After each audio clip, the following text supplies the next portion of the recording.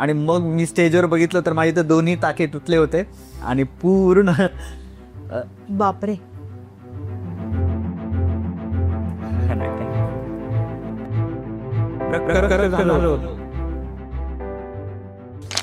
गावी गेली. हा सगळ्यात म्हणजे खपण काय म्हणतात त्याला टोचणार. म्हणजे आज दिवस खूप चांगले आले, पण तुम्हाला जर जादूची कांडी दिली आणि सांगितलं की जाऊन तुम्ही एक ऍक्शन पुसून या,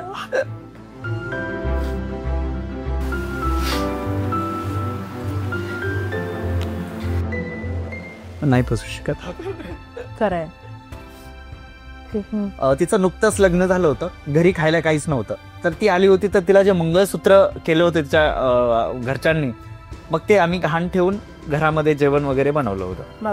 नको करूस हे, आणि कोण येणार आहे तुझ्या लावणी बघायला, असं त्यावेळेस मला म्हणायचे किंवा माझा कॉन्फिडन्स लूज करायचे. परंतु त्यावेळेस मला आणखीन ऊर्जा निर्माण व्हायची की नाही, या लोकांना तर मी दाखवणार, आता मी काय करणार ते. काळ किती बलवान असतो.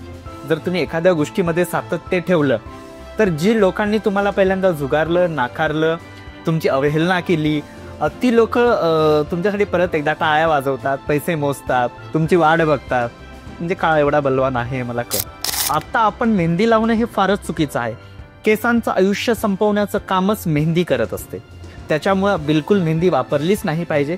मेहंदीचा एवढा कोट वाढतो, एकावरती एक एवढे थर वाढतात आणि केसांचा श्वास बंद होऊन केस रफ वृक्ष झाडूसारखा होतो आणि केस तुटून पडतो. ते प्रत्येक शहरामध्ये हे कुवृत्तीचे लोक असतात आणि प्रत्येक शहरामध्ये क्राईम होतच असतो.